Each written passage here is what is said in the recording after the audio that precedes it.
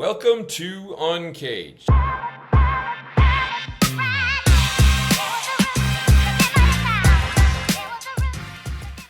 Today we're speaking with Doug Mouton. Doug, it's great to have you back on Good the to see show. you again, Matt. Hell yeah. So I love talking to Doug. He's working on, I think, one of the most interesting spaces that really is, I'd say, defining the world that we live in, something that we don't talk a lot about. We talk a lot about the artificial intelligence that's out there. What we don't really talk about is the infrastructure needed and the centers needed to manage the power as well as all of the other elements for these data centers, right? The data centers that are really critical for this new world that we are assembling. Doug is right in the thick of it with all of these things. He has been playing in this role for quite a while. He's a senior advisor at Global Infrastructure Partners. And so we're going to hear a little bit about the state of play in the data center space, but also really focus in today on the topic of safety. Safety is one of the things that I think Doug has really uncovered, which I'd say maybe kind of the keystone for us to finding a better way of approaching these challenges. So Doug, great to have you on the show. Before we get into it, tell us a little bit about what you're up to. Yeah, thanks, Matt. Always great to be with you. I am just looking at a lot of stuff, just like you mentioned, from Asia to Europe to North America, watching this industry really take off. And just stay tuned because every day something new is happening. But you hit a great point that, we talk about AI, and what we don't often think about, unless it's in our backyard, is the data centers that actually, create that space. And the data center is simply the physical layer between the earth we sit on and the environment we create for those servers, whether they're AI servers or cloud or compute stores. So what I thought I could do today to start out is contextualize where we are today in this digital infrastructure journey and where we think we might be by 2030. And what are some of the second and third order effects that we should be looking out for? Yeah, and clearly one of the things that might be, I'd say, a vector of goodness or problems would be the topic of safety. So tell me a little bit about what you're thinking and what you're working on there. Yeah, so let me provide some context and backdrop for it. Let's talk about that data center footprint. Just in North America alone, we have built over the last 25 years 35 gigawatts of data center capacity, mostly North Virginia and Phoenix and Dallas, Fort Worth, some of the major what we call tier one markets. Mm-hmm. And that was before we could even spell AI. Mm-hmm. So 25 years to get to 35 gigawatts. We project now between this year and 2030 on the low side that we will double that amount to around 60 gigawatts. Something we took 25 years to build, we're going to build in 4.5 years. It's mind-blowing. And that's the low side case. High side case, 90 gigawatts. How can I mean getting the data centers right in and of themselves is going to be hard, but do we have the distribution system to manage that? Well, yes. The answer is yes. It's a challenge. I mean, you can look at the journey. In fact, last year I spent a lot of time thinking about how do we scale and what are the principles to scale, because we have to figure out how to hit this ramp. But you're right. We're stretching the utilities. They can't provide power fast enough. We're seeing on-site power generation, which will create. I'm just thinking about the grid. I know that over the last couple of years, we've seen grid problems from all over the world. Spain had that one. Texas had a huge one. Exactly. Yeah. So we talk about second and third order effects. The first order effect is going to be the power constraints. And the grid only has to grow 5%, but it's a massive grid and it doesn't grow fast. So we're seeing that already. Wow. So that another second order effect is the human impact of all this growth, just within the people that will actually build these data centers for us. And that's really got my attention. And this year's focus for me, I do a white paper every year that really focuses on a topic. And I'm talking today this year about safety and about how do we keep all of these workers safe in the face of this magnificent growth. And there's some data out there that we need to talk about. And that is in the last, 20 years, we've seen in North America, our incident rate, the way OSHA measured it, how many people have to go to the doctor per 100 people in a year's time. And that has started 4 or 5 people in the commercial construction industry, was the market that builds our data centers. And today, I'm very proud to say, it's like 0.5 or less. So that's orders of magnitude improvement of safety on site. And it takes a lot of discipline and excellence in delivery to get to that. So I'm very proud of the industry for that progress. The bad news is that we measure fatalities in terms of how many people die on a job site per 100,000 workers in a year. And that number has averaged 1,000 a year for the last 10 years. We've not moved the fatality rate, but while we have moved the incident rate significantly. There's lots of things to unpack about that. But in general, we see about 1,000 deaths per year in our current footprint of construction. Wow.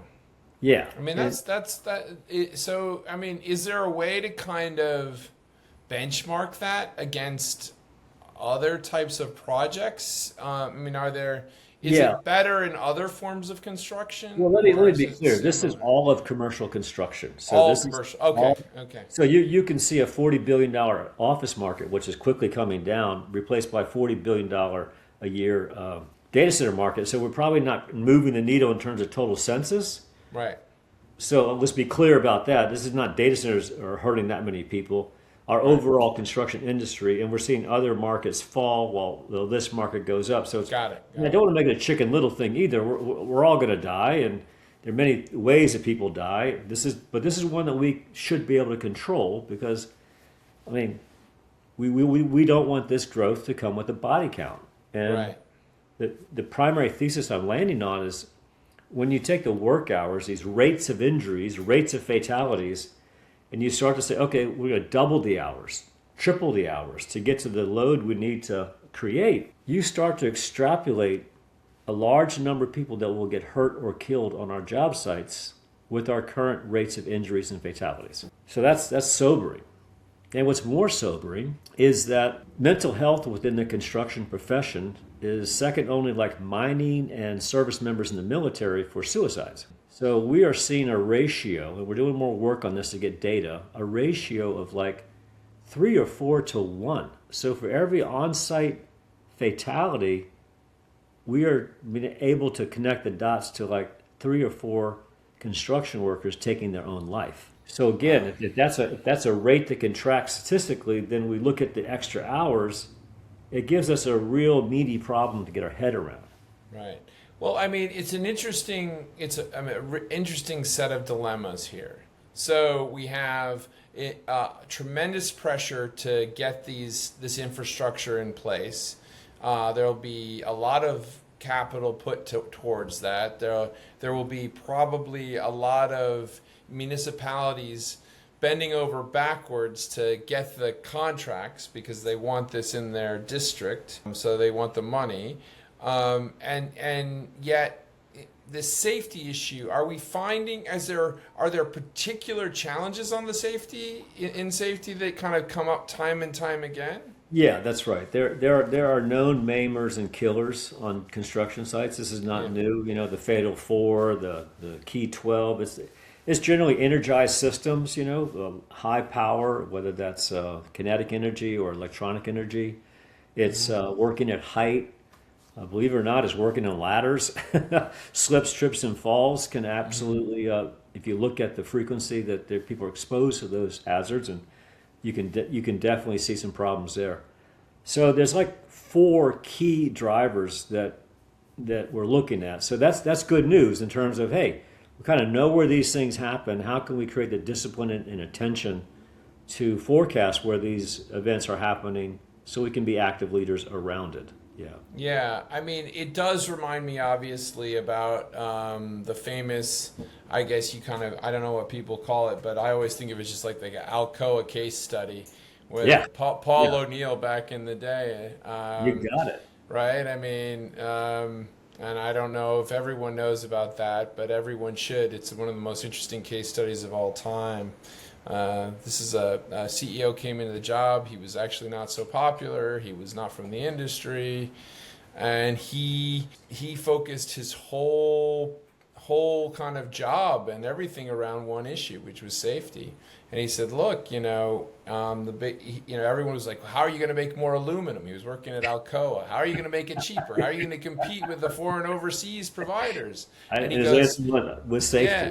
And he went into the conference. He goes, safety. We're going to focus on safety. And one of the banking analysts were like, "What is this guy they wanted to fire him. talking about?" Absolutely. Yeah, that's right. What is this guy talking about? And essentially, what he had realized is that it was essentially I think it's called a keystone factor or keystone variable, which is everything that if you get safety right, it has an incredible effect across everything else in the organization. Safety is discipline, when done right. But not check the box discipline, but living, breathing safety. And to get safety right, you have to be a planner. You have to look 3 weeks ahead, 6 weeks ahead, 2 weeks ahead. You got to look for the maimers and killers. You got to get people talking. You got to earn the trust in the field and make them really understand that you care. And that you're gonna make sure that you're doing everything to keep them safe, and you want to listen to them. And when we do that, when we earn the trust in the field, they tell us how to build a building. They tell us how to keep them safe, and they become phenomenal teachers for us. But we got to earn their trust. So and we observe just in the data center business alone, focusing on safety, we see better predictable outcomes in terms of cost, schedule, quality, when done right. Not just when someone's looking, not just to check the box. That's actually the worst. But, I never want to kind of call anyone out on this, but are there some groups that are like much worse than others? Yeah, of course there are. I can't imagine it's like even across the No, industry. it's not. No, it's not. Even within the hyperscalers, you see a little bit of disposition. I'm very proud of my time at Microsoft because they took the mantle on. And I remember the first time I talked about safety, they said, "No, you don't understand. We transfer that safety risk onto the field, Doug. You don't need to worry about safety." I said, "Well, I think we do." And I talked about the enterprise risk. I talked about the moral risk, and that's what started to resonate with the leadership. The moral risk of, do we want people hurt or killed on our conscience? No. Or do we understand the enterprise risk of the business? Look at Union Carbide in the 80s. They killed 4,000 people. Company went away. Yeah. BP Horizon, they lost billions and billions of value, and CEO lost his job. So we can anchor this on the moral ground and the business ground at the same time. And I love the fact he brought up Alcoa as an example of what an enterprise can gain by getting safety right. And there's another example that came out recently in the data center industry. Robin Kuda is the CEO of AirTrunk. AirTrunk is one of the largest data center providers in Asia. Mm-hmm. And Robin and I got to work together when he was just starting his business out when I was at Microsoft. And they were having some challenges with safety. And he's like, "Hey, what do you think we should do?" I said, "Well, best practice is to have safety report to you as the CEO, and you make sure everyone knows you care about it." And he did that. Wow. And his outcomes were phenomenal. And he ended up setting the bar for valuation of a data center company by selling his company for $16 billion. It was the highest valuation at the time. And now he's like the rock star of the industry in Asia, all over the country, the world actually. But, I think a large part of that was his commitment to safety and saying it starts with me. Is it something that companies can really do themselves, or are there kind of markets around the world where they have regulations in place that kind of help get better results? Great question. If we look across the stack, we see a lot of there's criminal, and legal implications if you don't get safety right in Europe. If you're negligent, so that creates a strong impetus as well. In the U.S., not as strong that way, and then variable in Asia. But what we observe is, for me, market to market, I found that it was easier to get the European markets to move faster into a safety culture. It just felt like more socially aligned. And then in places like the U.S. and Australia, we're cowboys, right? Yeah. Hey, you don't tell me how to do my job. It's there's a little bit more of a let me tell you how we do things around here attitude. And in Asia, you see a much different culture. It's obviously a huge geography. There's Yeah. different colors within the geography, but but not as you got to look at how do areas value their workers, how do they treat their workers, and that kind of comes through. But I do observe that when we pause and we talk about it and we make it important at the top level and we tie it to contract awards, we get amazing performance, and we're seeing Yeah, I places mean, I'm thinking that we just need to be able to show a trajectory that will continue to show improvements here. I mean, let's yeah be honest, it's got to be better than when they were digging the Panama Canal. I mean, when you had thousands of people dying every couple of right months. or the railroad with all the immigrant labor Yeah. I mean there was horrible stuff going on there. Yeah, I mean, people just we love to ignore the fact that those were real hard jobs that people were doing, and really dangerous jobs. But laying it out and structuring it makes a ton of sense. I'm excited to see this research, Doug, because it's certainly going to be, I'd say, like it was in the late 80s today. It's a keystone issue at a keystone moment in the history of the world.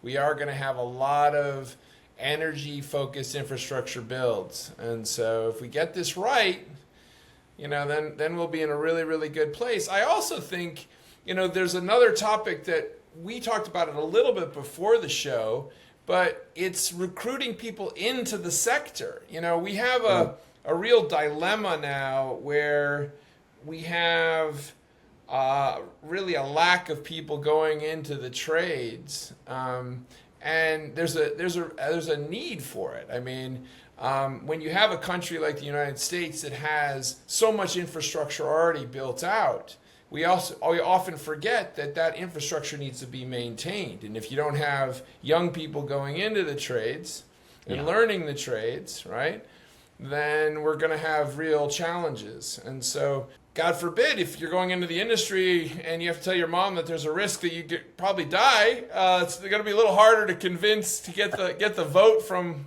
mom at home. That's right. And the workers know where the safe sites are, and they know where the safe sites aren't. But your bigger point is, how do we attract them to the market? We got to demonstrate that it's a safe place to learn and grow. Mm-hmm. The new generation thinks and learns differently than we did. They're pretty empowered. So I think we got a big burden to demonstrate what the environment will be like for them when they come over. Yeah. And that we're going to help teach them and give them all the skills they need, and really honor our duty of care to take care of them. Yeah, and I mean, I think this kind of, I'd say, connected and ancillary discussion that you raised it's a huge discussion in and of itself, which is the mental health issue, which is I don't there's been a lot of literature recently about the dilemma that young men in particular, are having with mental health issues. They're having real trouble kind of finding their way in today's world. That has been clearly documented multiple times now, and I think this is in some ways symptomatic, an example of one of the cases. And certainly, construction is still heavily male, almost all men, and really trying to figure out how we give them those skills to cope with those challenges of working maybe on the road for long periods of time, being surrounded by temptations. I mean, the reality is, there's a long history of boom towns appearing wherever people are building things, right? And those boom towns are filled with lots of ways to spend money extraction. Exactly. I spent one summer working in construction, and I remember it so clearly because we would get paid on Friday every week. and we got paid in cash. Oh dear. We got paid in cash, right? Which is probably illegal, but Broke by it Monday, is what it I'm is. sure. Yeah. And I remember you'd get a stack of cash, and it would just be like, "Let's go!" Right? So there really is kind of this boom and bust mentality that happens. But how do you help people navigate those types of things? So lots of issues here, Doug, that you're raising, which are really helpful. Thank you so much for coming on the show today. As always, if someone wanted to learn more about this research that you're working on, really also the broader space that you're working on, which is really this digital infrastructure space, what's the best place to go? Where's the best place to go to find you? Yeah, well, the platform I've chosen is LinkedIn, so I post these white papers on LinkedIn for everyone to use. It's free. I'm dialoguing about things that are relevant and important in the industry, and engaging in conversations. I try my best to respond to everyone that reaches out to me message-wise on LinkedIn, and if they want to meet, I try my best to meet with them. So, yeah, I'm at a point in my life where I'm trying to really make myself accessible to the market, so I can leave this market knowing that I've done all I can to transfer the little bit of knowledge that I have. Excellent. Well, Doug, thank you so much for being on the show today. We've been speaking with Doug Mouton. He is a senior advisor at Global Infrastructure Partners. We've been talking to him really about digital infrastructure. A couple of key facts is really the push towards the need for more energy in this country, and really to empower all of those things we read about, more machine learning, more AI. It needs to be, we need more energy. And that means that there's actually more data centers that are going to need to be built, and built quickly, right? You're talking about doubling in the next 4 years. Yeah. The next 4 years. What we took to do in 25 years. What took 25 years to this so far. So obviously we're talking about a boom moment, and when booms happen, there's a lot of risk, and safety is going to be a challenge. And we've been talking to Doug of some of the things you need to be thinking about in that space, and hopefully kind of finding good solutions. Anyways, Doug, thank you so much for being on the show, and we look forward to having you back. Thanks for having me back. Appreciate you. Cheers.